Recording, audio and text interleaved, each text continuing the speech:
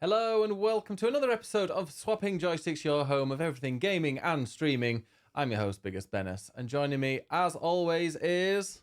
Me. Ed Nightingale. And if you have just tuned in to go and listen to a certain thing that we're talking about, go and check the YouTube description or the podcast description if you're listening on a podcast player, and you can fast forward to those bits if you're not really interested in anything else. Or listen to all of it. Or listen to all of it, yeah, but we're not going to force people Stay to. and They support can us. do what they want.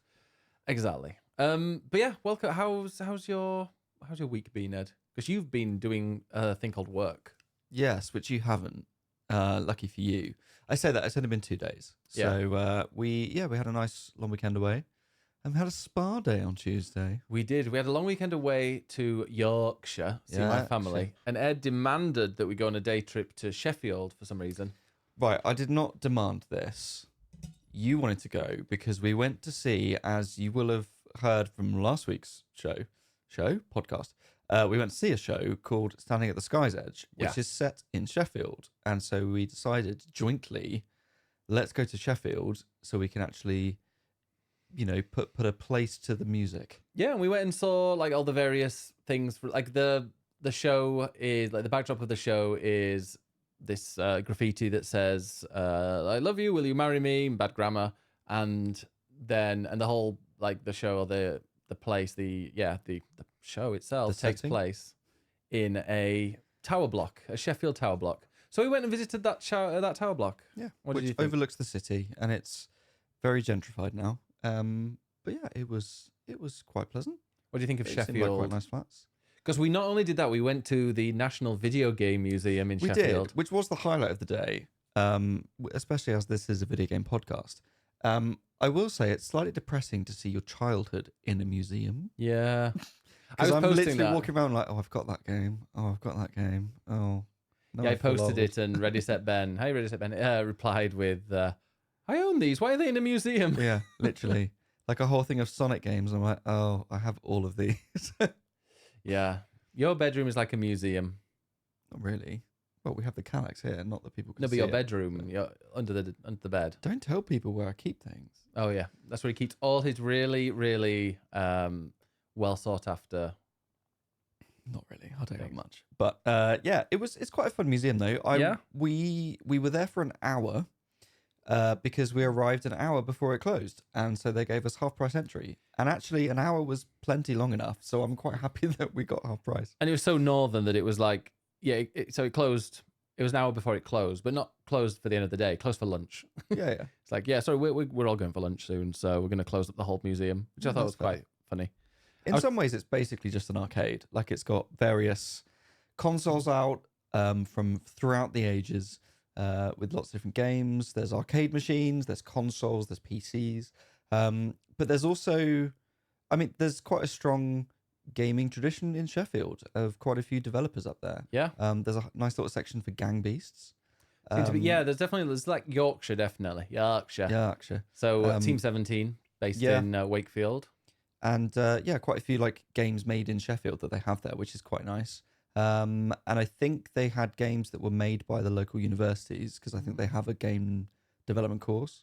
And also a little accessibility bit in the corner. Yeah. Where we played Minecraft with our eyes. It's so weird because like people were talking about them playing games. I think it was playing Civ 6 with that brain implant thing. So they're saying like how somebody was playing Civ 6 and they were looking and the brain implant was being able to tell where they were looking and they were able to play it through there. But I'm like, we did exactly that without anybody inserting anything to our brain. And I know like brain implant technology is it's infancy. It's never going to be worse than what it is now, and it'll only get bigger, which is still a bit worrying. But like the eye tracking software, it was wild. I couldn't believe how accurate it was. Like just moving your eye slightly, it knows exactly where in that screen you're looking at. Yeah. So basically, you sit there and it sort of calibrates to your eyes. So you have to look around the screen and it sort of measures that. And then you literally just moving your eyes, and your character will move around, or there are options at the bottom of the screen. So you literally just move down and you hover over it for long enough, just looking at it until it accepts, and then you can continue moving around. Yeah, so you change between like build, place, fight, or attack, or walk. And it was really weird because I'm like, I'm playing this game, I'm moving around, I'm collecting hearts, I placed a flower down, I broke a block, and I didn't use my hands. Yeah. So people that aren't able to use their hands, like this must be like so freeing for them. Absolutely. Yeah. Like, not to sound like patronizing, but it's really eye-opening when you're someone who, oh God, I didn't mean that eye-opening. God, I genuinely didn't mean that. It's too busy trying not to be patronizing. You missed the pun. But like, I guess like for us, we generally use controllers or mouse and keyboard. And so it's amazing, like different control methods and different ways of playing games that you just don't normally think of, but actually they're incredible and it makes games immensely playable for people that need it. And that's amazing technology. Really was. I also, when you were talking earlier about games that were in your childhood that are now in a museum, I did get to play one of the games that I remember playing in the arcade and being like, holy shit, the graphics in this is incredible. It's way better than anything that's at home, which I found out was Virtua Tennis 2. Right. And I played that, had an amazing time with it, but I was playing this going like, I'm playing this in a museum. And I remember playing this in Escape Castleford in the arcade next to the bowling and being like, these graphics are incredible. They didn't look too bad, to be honest. Like, you could understand what it was. It's sort of Dreamcast level, which was great. I'd play that. I mean, I won on like the third juice. You were watching. It was quite intense. You did all right. For a game that I've not played in about 25 years. Yeah. It was, that was great. I think that was the most recent arcade cabinet. And it had that right back down to like Donkey Kong. Pac-Man and Donkey Kong. And Donkey Kong, like I couldn't clear the first. I could not clear the first you level. didn't realise that you can't go up a ladder if you're holding a hammer. That's true, yeah. I was very confused. And the basics. Things were falling down and like they were falling down and I couldn't climb up. Oh, it was very, very confusing. Bit too complicated Have for you me. ever played Donkey Kong before? No, I'm not that old. Wow. But no, my first Nintendo game I played was probably Alleyway. Like the worst game you could have chosen. How dare.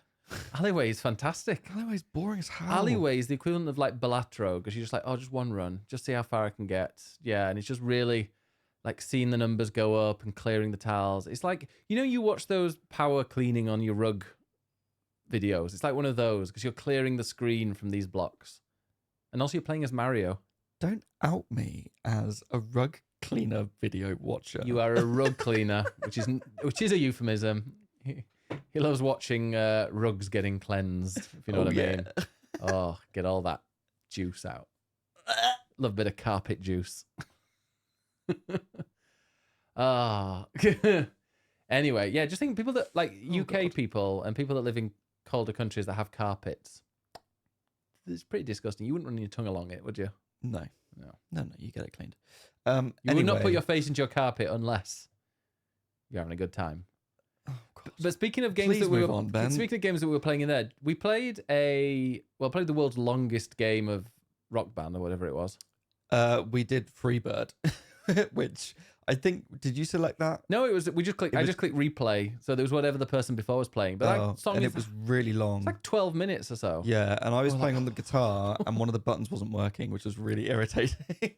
Yeah, and I was doing it. I was missing half the things because there was a delay, but there was a weird delay that I had to press. Yeah. And then people behind I think that kind of were waiting. And they were like, and got a bit bored because the song was so long. Yeah, they were like, oh, they've just started a couple of minutes ago. They'll be finished soon. And we're watching. No, there's like a whole guitar solo to go, mate. Chill out. Oh God, it went on forever. But that was all right. I think that's also the problem with that kind of museum is that like a lot of hardware is quite delicate. A lot of controllers are quite delicate. And the people playing. Well, yeah, when people are just there constantly, fiddling with joysticks and pissing around with plastic guitars. And I'm like, I've got one at home that works really well. I'll just get it out. Use that. But also, we played a pinball machine that was like an LED screen. This genuinely was my favorite thing. So it was a pinball machine, like it looked like a pinball cabinet, but instead of it with being buttons at the sides. Yeah, but instead of that, it had like a screen on the top. And explain how it worked. So yeah, it was this game. I actually can't remember what it was called. Ink top. Did you take a picture? Because I was looking for it and I couldn't find. But it's like it's called like Inktopolis or something like that. I took a lot of photos, but none of them. Oh, it's in the background. So you were playing Duck Hunt while I was playing this. What was I playing? Duck Hunt. Do what? Duck Hunt. I was great at that. I got 3 rounds. I think I did 3 rounds. 30 out of 30. Every one shot kill. I was the best at that game. Great. Anyway, while you were playing that, I was next to you playing Inks. INKS. So yeah, it's like a pinball cabinet, but it's like a screen rather than an actual physical cabinet. And the idea of this game is that it is pinball, and you use the buttons on the side to flip the flippers to flip the ball up. But there are certain sections. It's like each of the, because it's a screen, it's digital. Obviously, it just changes shape every time the sort of layout. And there are certain sections of that you have to hit to like light up the ink. Oh, the ink splurges when you hit them. So it's all kind of white, and then the ball goes around and splurges, and it like splatters paint all around. So it's like you're sort of coloring the board as you're flipping the ball around. It's like an interesting version of that game that you liked with the paintbrush. Excuse me? The shit one. The shit one with the paintbrush? Yeah, you have a dog or something. What's that crap one that I didn't like? The really bad one you and Moni loved. With the dog. It's probably Chicory? Yeah, there you go. It's like a good version of Chicory. How very dare. It wasn't as good as Chicory. Thank you. Yeah, it's just like a really fun little twist on pinball that you're like, oh, and you just you colour the level, you move on to the next one. I don't know how many there were. There were probably tons. All slightly different shapes and different challenges. It was genuinely really fun. But it sounds really stupid, but I don't think I've ever seen a digital pinball machine. I'm sure that, they'll definitely I'm exist. sure there'll be, but it'd be interesting to see if that would work, if that's just for that one, or if it's like an arcade cabinet where you could actually get one inside and then you can... And change the game. Yeah. Yeah, exactly. Do you know how much they cost? A lot. They cost... Oh, a virtual pinball machine. Is it that one? It's only about £900. Oh, no. It goes up quite a lot. To like 5,000. So there are quite a few. But yeah, at Games Legends virtual pinball machine. But I don't know if that's one that you can actually change and stuff. I don't know. They're a lot of money, and it's probably you can buy one for £29.99 from Smith's Toys. Great, let's get that. Yeah, but yeah, I'll say as well, as part of the museum, they obviously have cabinets with consoles and peripherals and games and things to sort of show the history in inverted commas of like 20 years, of more than 20 years. So they sort of show you a bit of the history. PlayStation 3 was out 20 years ago, Ed. Oh, God, don't say that. Was it? No, surely not. Hang on, 20 years ago. Oh, my God. 2004. Maybe. No, that would have been PS2. Well, I played Final Fantasy X, and that was PS2 in 2001. It was, 2006. We're okay. 18 years ago, the PS3 came out. Holy shit. The PS3 is almost old enough to drink in the UK. It's been driving around for a year and a half. Yeah. I also read actually recently that the Wind Waker HD that came out on Wii U is now older than the difference between the original Wind Waker and that HD remaster. Oh, did it take a while? It's now longer. Oh, I didn't realise. Yeah, they all seem quite recent to me. Because it was GameCube to Wii U was that difference. And it's now been longer since that came out. We're so old now. We are. The PS3, we're now museum pieces. You could kill a man with a PS3, and if you had killed a man with a PS3 on launch date, you'd be out by now. Wow. There you go. That is the fact of the day. Is that an original PS3 though? Because my one broke. Oh yeah, no, I had an original PS3. No, the new ones would just do some damage. The original ones, yeah, you could if you throw it at the right angle, you can take someone's head clean off. Especially if it's got the heavy side, yeah. Oh yeah, I had one of those. Then I got one of the flimsy ones that slides and it. Ugh. Yeah, so I got the Y-Lod, the yellow light of death, and which means that it just won't turn on and you lose all your saves. Luckily, they were in the cloud, but it was literally about a month after warranty or something, so I had to go and buy one of the new ones. I had the red light of death in my Xbox 360. There. See, kids these days won't understand the lights of death. I think the PlayStation does. I think it does have a light of death. People does have. It? Yeah, there is a light of death. Well, touch wood. Yeah. Touch everything. You can't see what wood Ed's touching. That won't happen. Yeah. Well, we've got two. It doesn't matter. It does matter. So yeah, we went and did that, and that then was a nice day. Had a lovely lunch at a place called Piccolino's. Yeah, which was delicious. And Italian. Yeah, it's like Sheffield is like the. If you've been to Sheffield, the north half of it is really nice, quite modern, gentrified. You can get some nice food, nice places to sit and drink, and some kind of touristy places. And then from the top of the main shopping district or shopping street down, it's like they've forgotten about it. Maybe they're working their way down. It was a bit of a shithole. Well, it's just like the most generic looking British city that's not a major city. Okay, you know it's not good when about every 5 meters there's a Greg's. Where did you put the word "not" in that sentence? You heard Greg's me. is fantastic. We also went into There were so many Greg's on the high street. yeah, it's Too many. the north. We don't Too do many. Pret up there. I would have loved a Pret lunch. You had to 44 quid each. Yeah, we did. We Italian had a thing. nice Italian. But yeah, that would have been 88 each down south. But no, Pret's. Probably. I love Pret for breakfast, but like lunch just reminds me of work because now I have Pret for like. Well, whose fault's that then? Maybe you should branch out a bit more. They just need to bring back the hot salt beef wrap that they got rid of in 2007.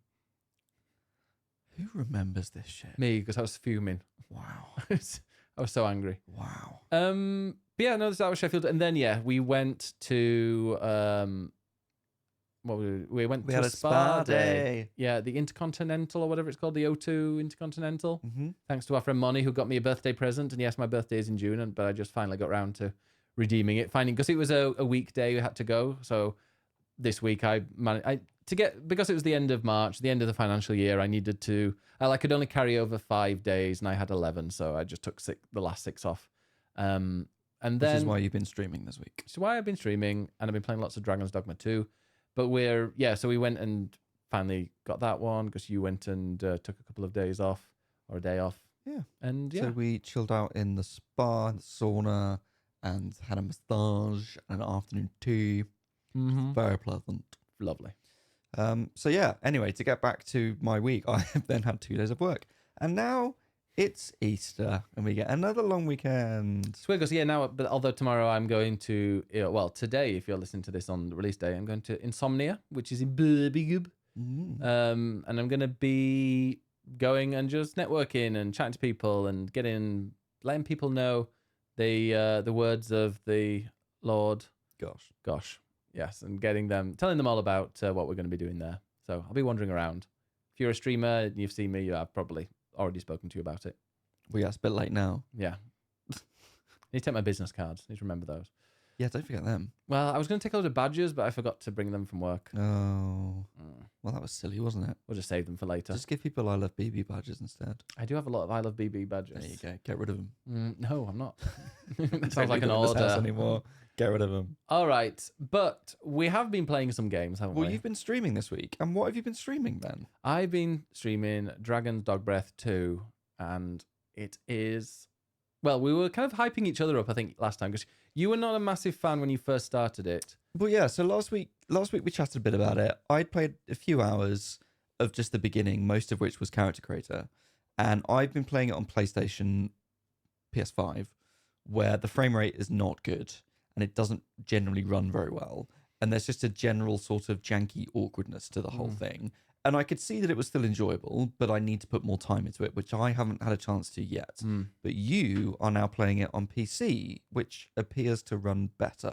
Yeah, I'm playing it on PC. I've got a 3080, if anybody is interested, RTX, and like a decent i10 700K processor, if anybody is, CPU, if that matches what you're playing it on, or you might play it on. And it runs perfectly fine. I've capped the frame. I've turned off a couple of things that I found on a website, which I can't remember which it was now, so I can't recommend it. But I turned down a couple of things like low and some at medium or whatever, and locked the frame rate at 60. And outside of the major city, it's very solid 60. Like I don't see any drops whatsoever. Because thing is that if the one problem with the PlayStation is like you were saying that it's 30 FPS, but it also dips. Yeah.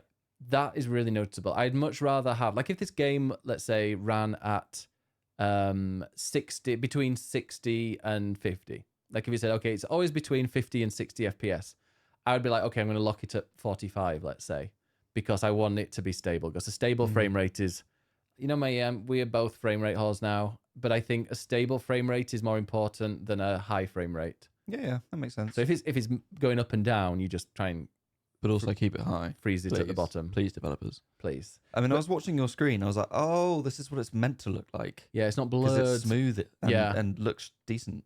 It looks really, really good. Yeah, the main city, when I've been wandering around there, it's been chugging a little bit, but not to the point where it's like impossible to look at. Like, I think if you get below 30, below 20, then I can, which is games I have played before when it goes below there and it's just been like, oh, I'm not playing this anymore. But I'm just talking kind of 30 to 60. And it just really, it's fine. It's obviously not perfect, but I played The Witcher 3 on PS4 when it first launched. Same. Before the PS4 Pro, so the original PS4, like launch PS4. And I mean, yeah, I've mentioned this before, but when I was in Novigrad, was that the main city? Mm-hmm. When I was in Novigrad, like my mini map would just be black. It like wouldn't even load the map. And the frame rate was atrocious. So this is nowhere near as bad as that was. And I still finished that game. But for those who don't know, Dragon's Dogma, it is a very much a kind of a medieval focus or a medieval styled fantasy game.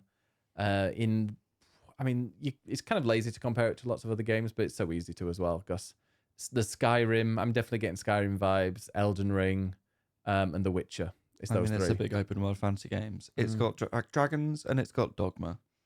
Yeah, whatever Dogma is. Yeah. So that's the performance, but how have you found the actual gameplay? Because you're now a lot further than I am, so you probably have a better impression now of how it actually plays. I'm really enjoying it. So I started, and like people say, oh yeah, you want to make your own way to the main city because you can either like go by cart or you can walk your entire way there. And I think you walked there. I walked and it took forever, and I got ambushed by a werewolf. Yeah, I got ambushed on the way there, but there were a bunch of us on the cart, so we kind of finished it anyway. But yeah, no, I took that, and then I got to the city, and it just became a place where I could kind of wander around and get my bearings and then venture out from that. So I think that was a bit more enjoyable. But I'm actually really enjoying it. The story, it's not perfect. I like the fact that it was over 90 of Metacritic. I'm still not quite sure if that's right, but I think it's 88 now. But it's okay. Negatives. So let's start with the negatives, and then we'll go into the positives. Negatives are there's not. Give me a shit sandwich. Okay. Well, no, shit's in the. It's good first, isn't it? Well, yeah, split you good. Okay, good. Right.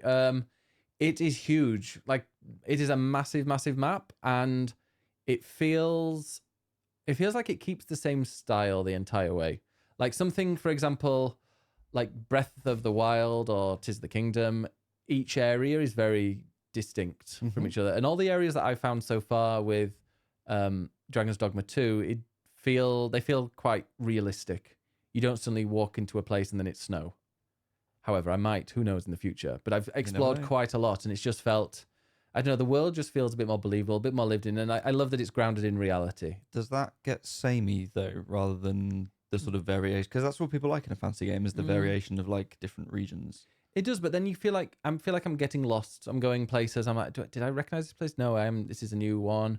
I don't know. It just feels a bit more realistic. Like a giant wooded area with mountains and stuff is probably going to be quite similar wherever you go in that.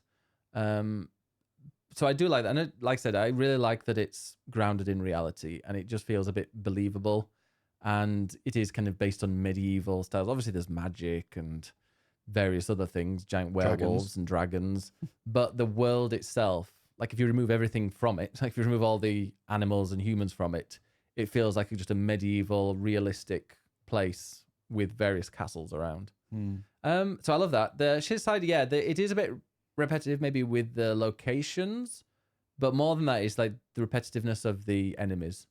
Like I've probably beaten, in total, probably about like, how many different species? Maybe like 3 or 4 different species, and there are maybe 2 or 3 variations so far of those. Okay. So there's like a giant troll, a giant cyclops, and I've killed a giant cyclops like 7 or 8 times. So there are these like wolves, obviously wolves. Of course. There's some orcs, and then there's like a slightly tougher orc variant that has some armor. And then there's some of these like lizard things, and I think there's a tougher lizard variant. So there's not too much variation so far, and I do feel like I'm fighting the same things over and over again. But also as well, it's not very video gamey in the way that the quests don't necessarily have like a big boss at the end. It might be just going to a cave, and at the end of the cave, it's just an area with maybe a few more goblins that you have to kill, and then you go and collect from the chest something that you needed. So that I guess. So I'm getting the sense that there are big enemies around, which to me feels quite Monster Hunter-y. But then you don't fight like a boss at the end of a quest. So far, I haven't. No, I mean, I'm about 15 hours in. I've done a bunch of quests, a bunch of side stuff. I'm progressing the main story fairly. And I have bumped into some really tough enemies that now some of them I can defeat really quickly. Like Cyclops, I can destroy in no time pretty much. Yeah. I fought one, the other that was like, I think it was ice or fire. I can't remember. He had like a rock. No, it was like a rock thing that had different weak points, and that was really cool. So that one was like a new one. But as I go and play through it, hopefully there'll be new things that pop up, especially as I go to kind of venture in other areas. Because there's a whole other world. There's like 2 nations that are kind of at a stalemate. And I haven't been, apart from at the very, very, very beginning, which you've been, which in like the intro, I haven't been down there again. So I don't know if there's new things there or if there's, maybe it's a completely different landscape, which I think it is because I think it's more like desert. But yeah, it's really good fun to kind of just wander around and do these quests. But it does seem that, yeah, I've fought tougher things, not from a quest, but just from wandering around. Yeah. I did get very annoyed though, because there's a giant griffin that's super like tough. It's got like 4 or 5 health bars. And if you attack it a bit too much, it'll just fly off. So you've got to like constantly have their wings burning. And if the wings aren't burning, then it'll just fly off. And you can have spent 5 minutes trying to get it, whittle its health down, but then it'll just fly off and regenerate. And you can jump on it. Could jump on it, but then if you fly off. Well, if you jump on it, your stamina will go down because your stamina is always going down. So if you're like climbing on things, so yeah, I will see, but I think maybe you need to be a higher level and then kind of do more fiery attacks, or I don't know.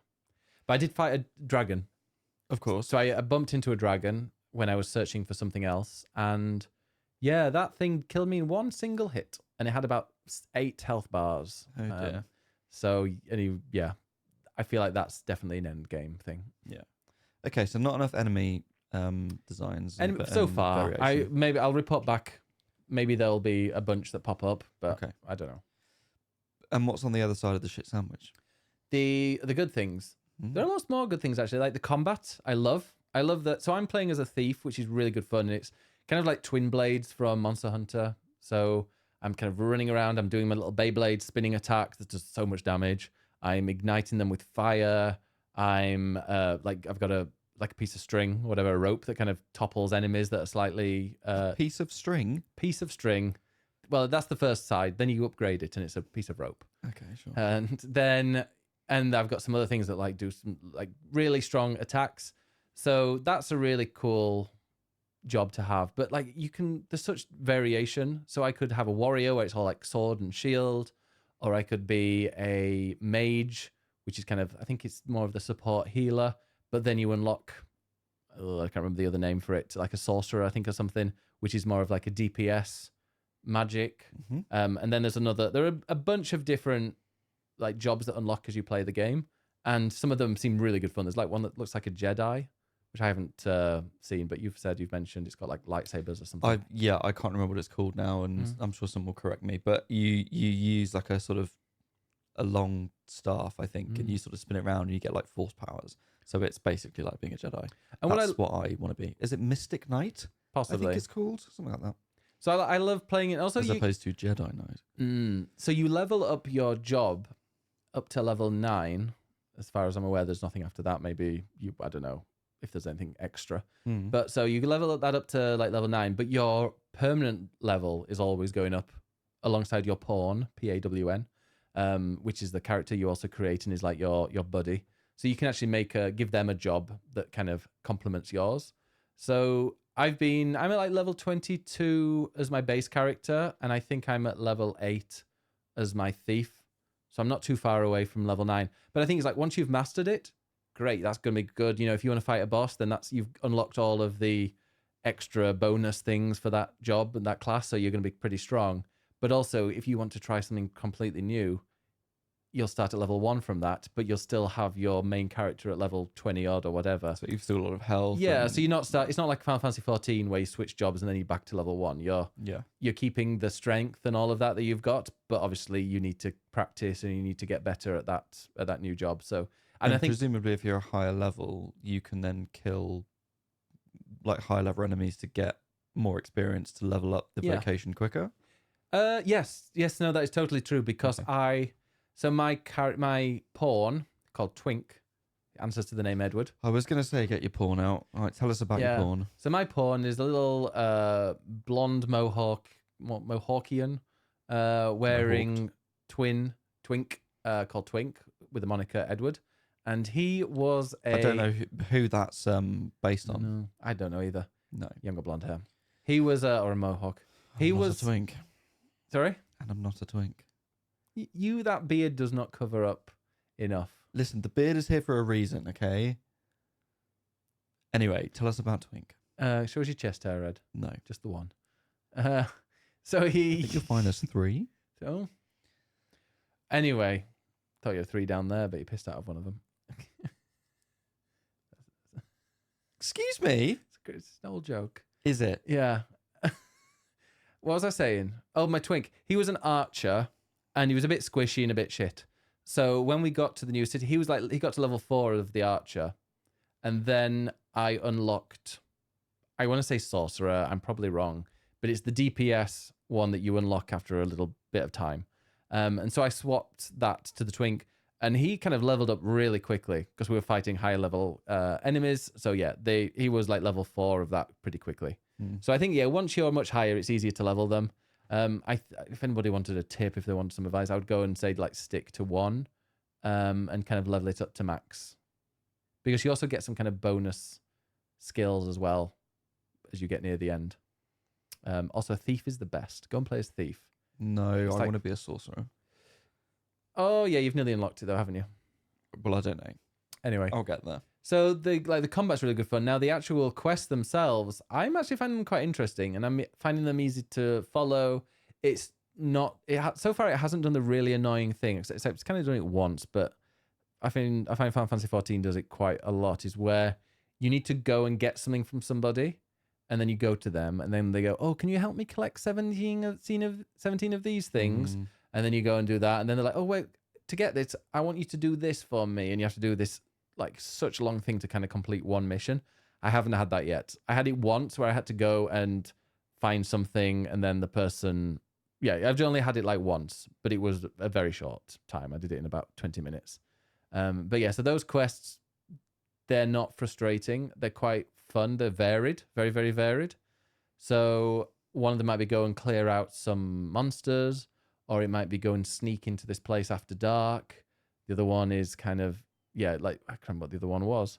I had 2 sneaking around, which is quite interesting because there's a lot of stealth so far, but there's no stealth mechanic really. Well, that's annoying. Yeah, so you can easily get found out. I went into a masquerade ball, and I had to go and get some nice clothes and wear a mask, and Was went that in there. difficult for you What? Be mask? to get some nice clothes? How dare you? My beautiful yellow t-shirt. That Beautiful. all right. Wow. You're really upset about that pube joke, aren't you? I was. Thank you. Don't worry, he has a massive willy. So we're Shut up. What? so we are in the masquerade ball. So that was another one that was like kind of stealth but in clear sight, and I don't know. I found so far the missions I've done are actually very interesting and quite fun to follow, and they're not ridiculously long. So yeah, that has been enjoyable. Now, one of the stealth missions, I had to go to a jail, sneak into the jail and try and persuade somebody to leave. And I think they wanted me to wear some sort of armor so they wouldn't realize that I wasn't a jailer, but I didn't. So I went in there silly, wasn't it? Well, I went in there with my armor on and my swords and everything. And then somebody started attacking me because they were like, "Hey, you're not supposed to be here." So I started attacking them and realized that they weren't taking much damage. So I led them down to the bottom to like the exit where all my buddies are, and they all attacked the jailers, and the jailers got murdered, and yeah, they were all killed. So I went back and I did it, and then went back and did the task with the guy that was in the jail, and then as I'm like leaving the town, pretty much everybody in the town is out to try and kill me. Funny that. Yeah, it's just very annoying, and they're all attacking me, and then my companions. So I've got my pawn, who's my sidekick, and then 2 others that I've hired. Which kind of, I like to do a bit of a magic, a ranged, a DPS, that type of one alongside me. So they were all just reacting to these people that were fighting them, and it was just a complete bloodbath. And so I was like, I don't know if I'm ever going to be able to play this game, because every time I go into the major city, they're all trying to kill me, and I can't survive anytime there. Even like the vendors had disappeared; they'd run off because there was all this fighting going on. But I just left it for a while. I disappeared. I changed 2 of my companions, and I think my twink had died, so I brought him back. And then when we went back into the town, I think I got them to wait outside while I went in on my own, and they seemed okay. Okay. So they're okay in the end. And in fact, I went back into the jail where there were only 2 people there now. I'm sure before there were like 4 or 5, but there are only 2. They're dead, Ben. You killed them. Well, they weren't on the floor, so they must have cleared them up. But the 2 people who were wandering around were just like chatting to me. So, okay.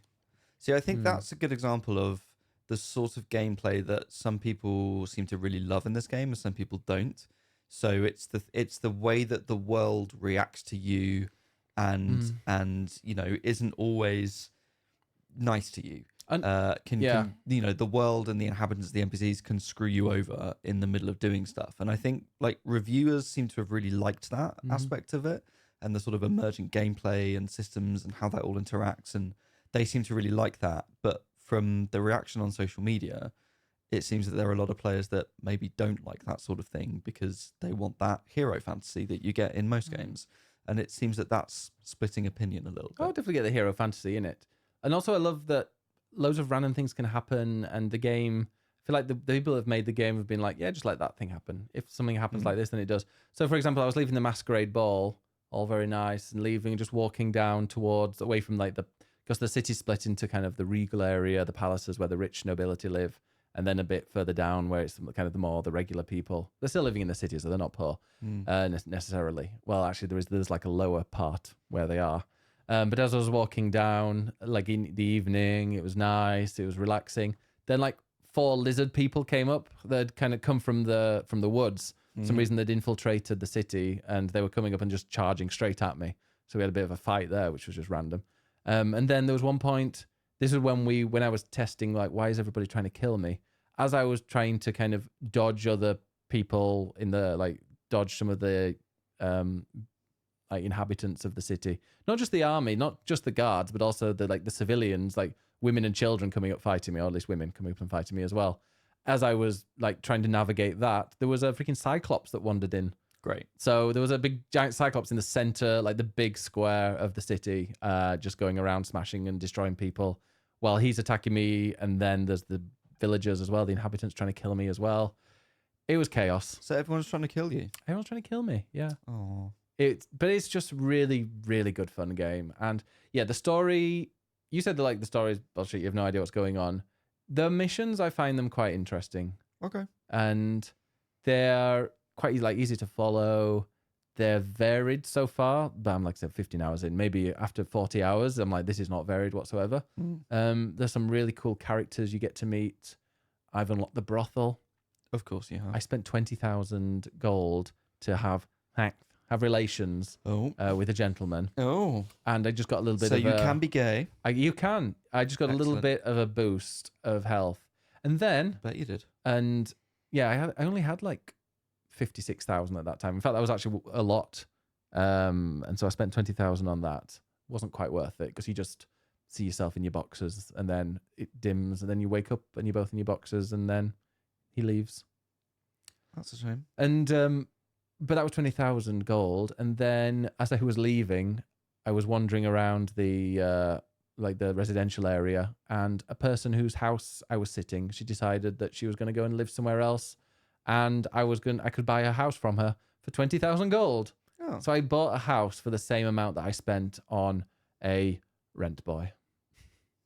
Wow. Don't clip that out of context. So I'm having a great time. Rent boy is getting a good deal then. He could buy a house for 3 minutes of action. If that. How dare you? Well, from what you're saying, it's a very quick cutscene. A very quick cutscene, yeah. So yeah, any other questions you have? No, like I need to get back to it.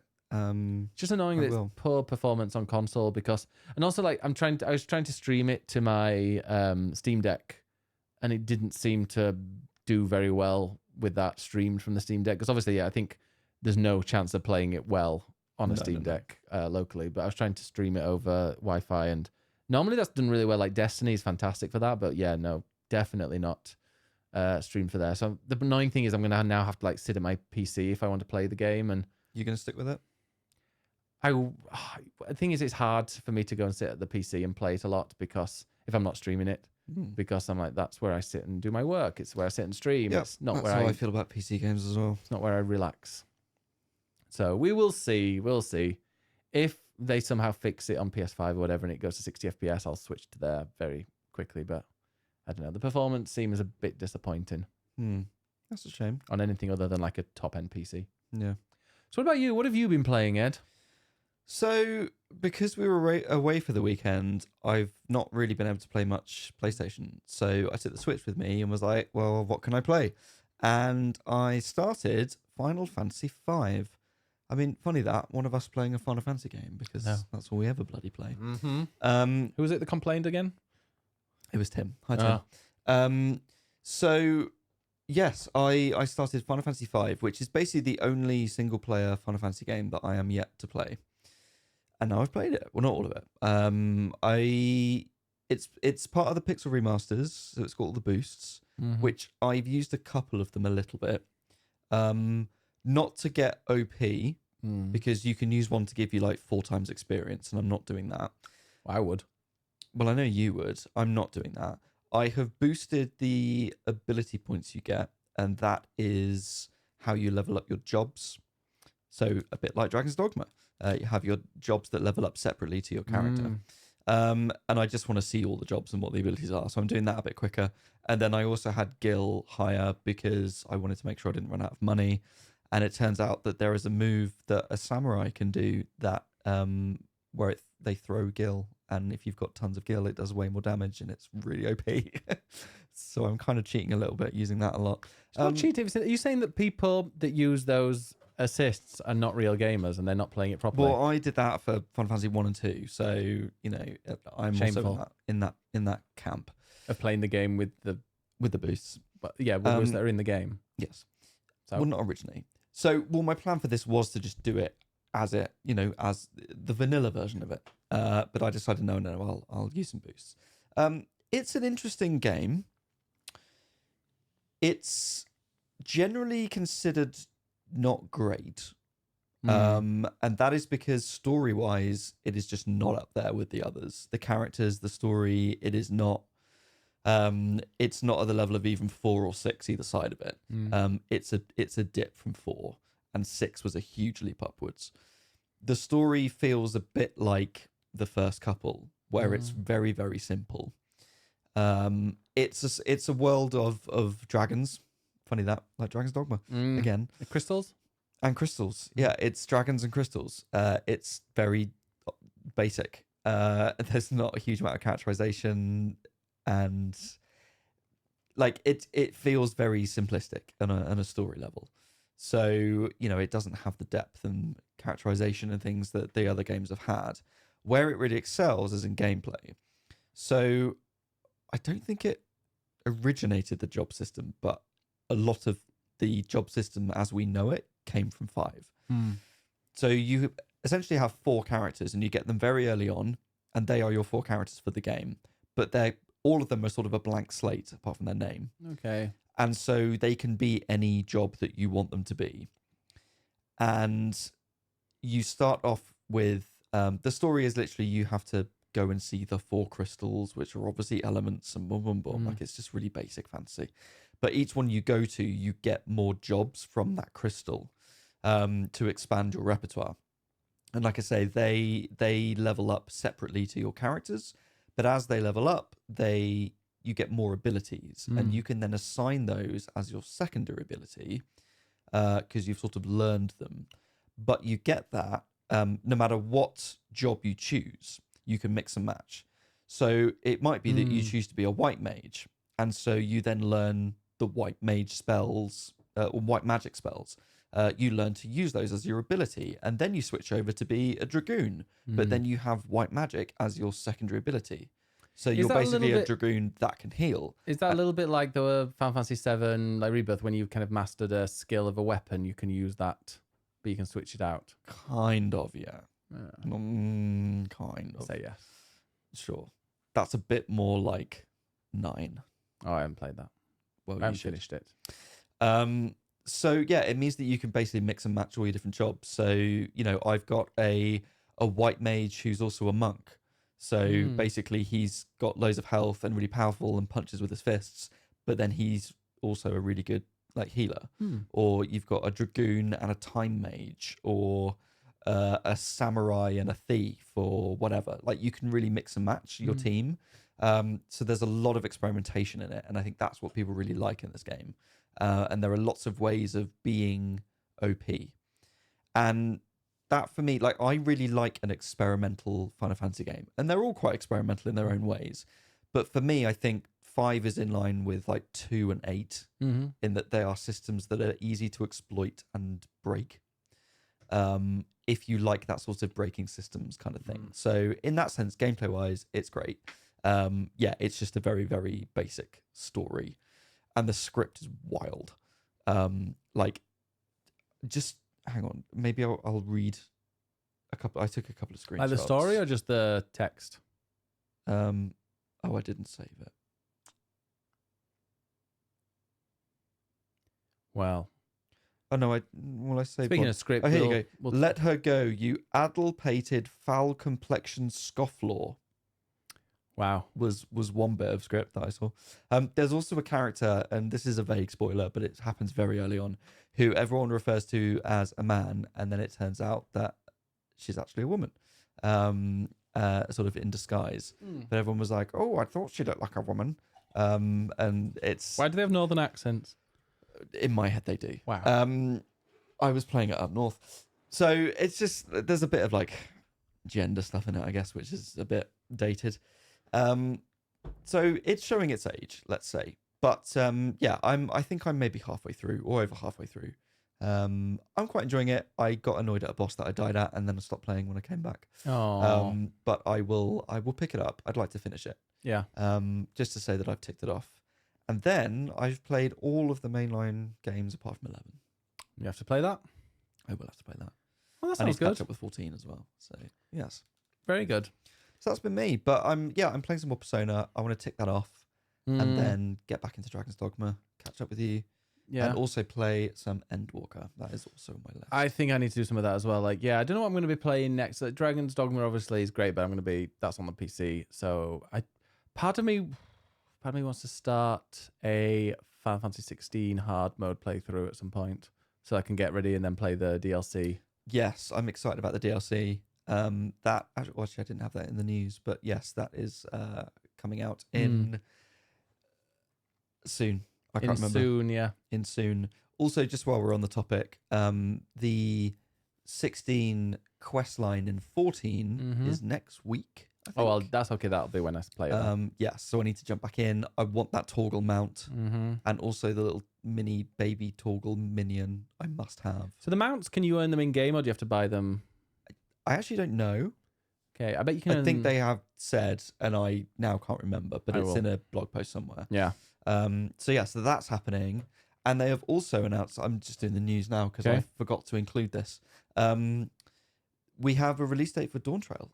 Which is the start of July. And basically it was pushed back a week to what they originally planned because of the Elden Ring DLC, because Yoshi P wants to play it. But that's even which is very understandable. No, it's not. It's annoying. Because that means 2nd of April it starts, by the way. Oh, that's the Final Fantasy 14 and the crossover event. Yes. Yeah, for 14. No, it's annoying because so early access It's launches, the 28th which is the day that we go to Rotterdam for TwitchCon. And then the full release is the day that we go and see Anthony and the Johnsons. Oh wait, that's really annoying, actually. It's very annoying. Because when's Elden Ring? Elden Ring's like the week before. Oh, the I need to put crossover. this in my diary. So you need to be level 50. You need to have completed the ultimate weapon. Now it says they. That's put. Okay. Items. There's a mount. There's a minion. Does it say how to get? It doesn't say how to get them. It just says what they are on here. But. Well, I also know that you can get Clive's gear as a costume, and you can then color it different colors, which is nice. Oh, I've just clicked on it. You can get it available for purchase. No. So it looks so it like must be as part of the quest then. Possibly, yes. But it doesn't say how. So I'm guessing, you find that later. Oh, well, we'll see. We'll see when it comes out. I don't know if that's purchasable, like you can sell it to somebody else. But I mean, like the Final Fantasy 15 crossover, the car, you had to get MGP. Yeah, which is annoying because I still haven't got that. Oh, I got it. It's great. You just need to use I think it's the fashion show. If you just do the fashion show once a week, I think it is. Right. And obviously the mini cat pot. You know right there? Yes, I need to do that. Are we looking for what other people have been playing? Yes. Let's see what you lot have been playing. You lot. And guess what? There's a lot of Stardew. I've been playing a bit of that. That's been a lot. I've played a lot of that over. You did play a lot of that over the weekend. Yeah, the weekend. I've been playing. I mean, there's nothing really I can say about it other than I'm very much into it. And probably that'll be the game actually. I probably play a bit of when I'm not playing Dragon's Dogma. I'm in winter now. So first view are all Stardew. So we start with Riley. Still obsessed with the Stardew update. I played for about 30 hours over 3 days last weekend. I'm having so much fun with it. The new stuff is great. I love exploring. Stret says, I wish I could say the Stardew update, but for some reason playing on my PC feels like too big a job at the moment. So I've been playing Stardew on my Switch before bed because that's much more manageable. That's also how I want to play it. So Stardew, but in the Dark Ages. I started playing Tools Up. A fun little time management game where you're a dumpy little person trying to renovate flats. You move furniture out, rip up flooring, paint walls, and put new flooring down. You can play with up to 4 people, but I've just been playing the campaign solo. Sounds like House Flipper. It does. Madam Knees, I have just made it to fall on my new Meadowlands farm in Stardew 1.6. Some great quality of life improvements. You can strafe when holding a tool. Along with the smart move to sprinkle in a little bit of new content in nearly every area, as well as a lot of new endgame. Definitely keeps it interesting for long-time players. I've also been obsessed with Balatro. Definitely gets that just one more try gameplay loop correct. One way it is well crafted is that jokers, which are seemingly useless one run, can synergize in unexpected ways to make another run. Yeah, so jokers, you get up to 5 jokers pretty much per run. I think you can increase them if you get certain other things. But yeah, you get 5 jokers and each of them are like, they'll give you, for every card that you put down that's red, you'll get a 3 multi on the score. Sure. So it'll multiply the score by 3 for every red card, the number that you've got down and you've used. Sure. Just go play it. Okay. I will at some point. It's like it just gives you an extra bonus feature. Okay. The jokers. Nice. A little essay from Mr. Wibble. I've played Summer House, which is a gem of a doodle game in which you just build neighborhoods using a variety of blocks and tiles. As you play, you unlock a small set of tiles containing creatures and people to liven up your build. There's no win condition, no time limit, no limit on the number of blocks you can use, just creativity. It's a nice way to spend a rainy afternoon or a train ride to TwitchCon. Interesting. I also started playing Super Mario RPG, which is very cute in a Mario way. The story more or less develops as expected, and the combat is very much what I'm used to for JRPGs. I've never played the original, and I'm definitely enjoying it. I saw Mr. Wibble was streaming it and was getting a fair way through. But yeah, if you like that, go play Paper Mario, which is out next month. Lastly, I'm diving into Core Keeper, which doesn't seem to have much of a story other than dig through the world, fight some bosses, build cool bases in various biomes. But it's fun to build a little underground farm, upgrade your production methods, dig for resources and discover new areas, and fight some cute little mobs. If you're looking for a story-based game, this is not the game for you, but it's fun to muck about with. Core Keeper. Yeah, Fireshine. Yes, I like I that. remember that. Yeah, the people are nice. And the game's cool. Nice. Jackie B. I've been playing Call of the Wild, the Angler, quite a bit lately. It's free on the Epic Store until Thursday. So, yesterday. Yeah. I really like it. It's probably the best purely fishing game that I've ever played. The map is pretty expansive. There is a wide variety of equipment, lots of different fish and fishing environments, and it's pretty realistic. My only real complaints are that the vehicles, boat and jeep, are limited. You have to wait literal hours for it to become dark in order to do nighttime fishing, because there is no way to speed up time. And the only real difference between the male and female model for character creation is they just put breasts on the male model. I give it an 8 out of 10. What's it called? Call of the Wild, the Angler. Yeah, it's not available anymore. It's Islets. Islets. But yeah, the next one apparently that they're giving away is the Outer Worlds. Oh, nice. Fun game. Mr. Millhill says, I've been playing WWE 2K24 lately, mostly fiddling with character creator. I wonder why. I wonder. Dan Law, Venba manages to say a lot in its short playtime. I really want to play this. The gameplay is rather simple, but the story being told is impactful. This, coupled with the great visuals and stellar music, make it a must play. I need to give it a go. Mainlined the Trapang 2 campaign, a very 2000s shooter feel. Fun, but the fact you can't aim down sights with the left trigger had me constantly throwing grenades when I didn't want to. Pretty tense at times. Yeah, that's how games used to be. And then, was it Call of Duty that started the aim down the sights? And now everyone does it? Was it Call of Duty or Halo? I think it was Call of Duty. Yeah.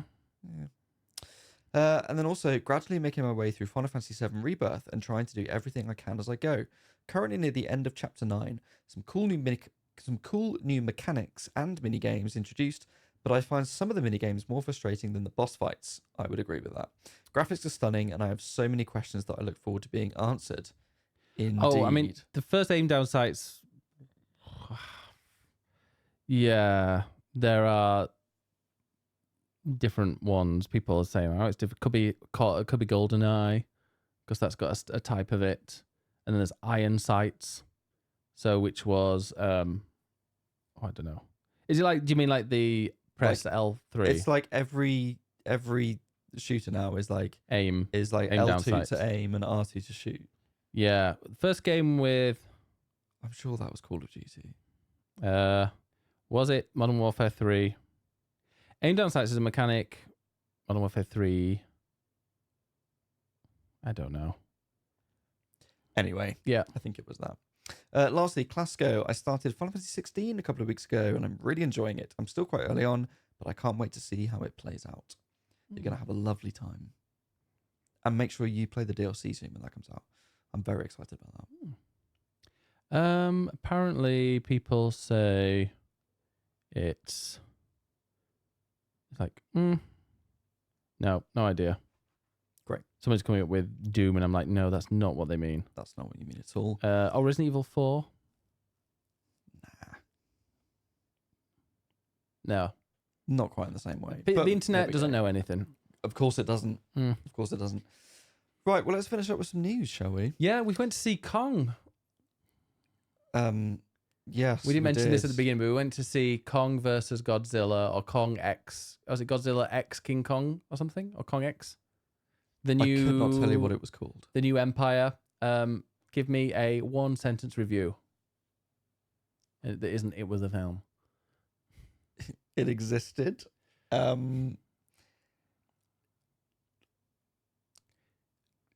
It was very badly written. There was a script? No. That's a question. Yeah. It was like a kid that's had too much sugar has been like, hey, write a script for an action film that you might like. And they've done something, then they've gone to something else, and it's on something else, and it's something else that's really big and exploding, and it's on something else. And you're like, why is there a big moth? Mothra? No. That just randomly goes, oh, my children. And then, what's going on? I don't understand. Monster Go Boom was basically the film. Yeah. It's just weird. Yeah. I felt like I had to apologize halfway through to you to say sorry for taking you to see this. Well, it was fine. We had a nice evening eventually, but it was it was an interesting experience of a film. Yes, just I mean, Kong's got a toothache. Yeah. But none of it makes sense. No. Which I know it's not meant to because it's a big monster thing, but it's like, oh, they just suddenly replaced a giant monster's tooth in a minute. If that. Well, it's tranquilized. And I'm like, pretty sure, like, just no, it doesn't make sense. It was very silly. Very silly. But not fun silly. You wouldn't watch it again? Never. Oh, no, it was just, no, it was insulting to me. Nice. Yeah. Don't go and see it. There we go. There's your review. But thanks for the How many for the stars? screening. 1. Oh. Anyway, rest of the news. So we talked about Final Fantasy stuff. That was all from PAX, which was last week. So yeah, that was the sort of the news from last weekend. But a few things from the last couple of days, including from today. There are some rumors around Monster Hunter Wilds. Ooh. Which basically it's a leaker called Dusk Golem, who is pretty reliable with these things, and has shared a few bits of information over on Discord, basically saying that it's going to be fully open world, which I think people probably expect from the next Monster Hunter. But Worlds and Rise are obviously different sections. This is going to be one entire complete open world. It's apparently set to launch in Q1 2025. And it has lots of scrapped ideas from World, including one that is a sort of Godzilla-y type thing, I think. It's looking to be far more experimental than World was. And it's basically going to be Capcom's biggest ever game. I'm interested to see that. Yeah. I think it could be like their well? It'll be probably their only game. They're banking on it carrying the whole fiscal year. So not even GTA 6 would delay it. Yeah. So yeah, a few bits of Monster Hunter stuff there. I'm excited to play it, especially after Dragon's Dogma, because I feel like there's bits of Monster Hunter in that. Yeah. Another thing that happened overnight, for us anyway, is some new guidelines on Twitch. Because Twitch has once again updated its community guidelines because of sexualized content. Yeah, people find a new meta each time, and I'm sure next week there'll be another one. They do. They just keep pushing the boundaries. And this time was streamers that were using their bodies as a green screen. Interesting. Yeah. So basically there was a streamer, there is a streamer called Morgpie. And what's her Instagram? Biggest Woomus of all things. So she was basically streaming Fortnite on her butt. Oh, was she? Yeah. So she had like a picture of her butt, which was, I guess, green, or was painted green somehow. And then she had that as her like backdrop of her stream that was then showing the game. Fortnite with her in the corner playing it. And then that sparked a load of other people to start like green screening various intimate body parts. I feel like there's the guidelines people at Twitch every Monday morning. They go into the office and they read their emails and they go, "Fucking what now?" Yeah, probably. Yeah. Every single week, it's like, "Oh my god, what are they do? What are they doing now? Yeah. Can they just play games? Can they just talk?" No. So basically, they've now updated the guidelines so you can't focus on intimate body parts for a prolonged period of time. No bulge cam anymore. However long a prolonged period of time is. But intimate parts are buttocks, groin, or breasts. So, would you watch a groin cam? No, it's just not necessary. You're lying. No, I wouldn't. You'd watch a channel that had bulge cam. It's a bit weird. Yeah, no, the person I saw, it seemed fine. It was like green screen, but had a face and then chesticles. But like everything else was kind of green screened out, which is kind of interesting because you want to see as much of the game as possible. So she's kind of like, you're not interested really in my neck. So like maybe just getting rid of the back. Or her back. Just getting rid of the stuff. Just getting rid of the stuff that people don't really care about seeing. Honestly, some people. And I'm talking about the viewers. Yes, indeed. So yes, more stuff from Twitch. Good one. There have been some leaks already. There's some leaks of people watching that stream. Yeah. About a digital-only Xbox Series X. Oh gosh, yes. Which the worst kept secret. Well, yeah, there have been rumors for a long time. And they've said that they're bringing out new hardware this year, so everyone's presuming it's going to be a VR. digital only one. Oh. And yeah, so basically some more pictures have leaked of like an all white version of it. Which Is it the round Alexa? free. Is it what? Is it the cylindrical Alexa? No. What does it look like? I want to see this now. Let me get the tweet up for you. It looks like that. Oh, it's actual It's square. literally so it's like an Xbox Series X. It's just that it's white. Yeah. I mean, it looks a bit like an old PC, if I'm honest. Yeah, from the back of it, it looks like a fridge. Yeah. Yeah. So yeah, it looks like we're probably going to get that coming soon, which is not really a secret. No, it's a bit like the PS5 Pro. That seemed to also be a bit of a open secret now. Yeah, I imagine that's probably that's coming next year. Maybe even this year. But there were also rumors at GDC from people talking that people are like, well, why does this exist? Like, it's not enough of an upgrade. Have you seen Dragon's Dogma? Well, maybe that needs it. Yeah, I thought it's a massive upgrade. Developers aren't super impressed.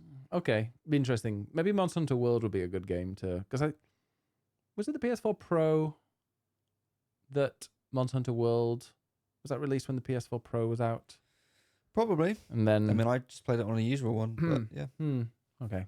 Anyway, yeah, that's it for the news, and that is it for the podcast. So thank you very much. I've got to go to bed very early tonight because I'm going to insomnia. The train is at 6:45 in the morning. Right. Well, I'm gonna have a nice lie-in, so don't wake me up. I'm gonna wake you up. I'm gonna walk out, clashing cymbals together, Don't you fucking dare. stomping around like a moody toddler. Yeah. I need to charge my headphones. Anyway, we'll go. I'll sort that all now because I've now got to edit the podcast. All right. Well, Ed, where can we find you? You can find me at ed_nights on Twitch and on Twitter. And when do you stream?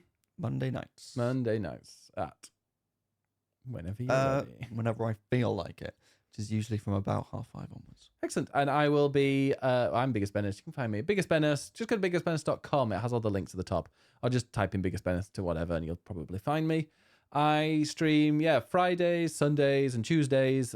Maybe, which I weirdly did in not the right order. Tuesdays, Fridays, Sundays. Or if you're in America, Sundays, Tuesdays, Fridays, because they do that first. I know that from Stardew. Because that's when you can give new presents on the Sunday. Of course, that's how you know these things. But yeah, so I'll be streaming then. Although the next week is a bit weird because going to various things. And it's Easter. But yeah, we'll see you next week when I'll be able to eat chocolate because Lent will have finished.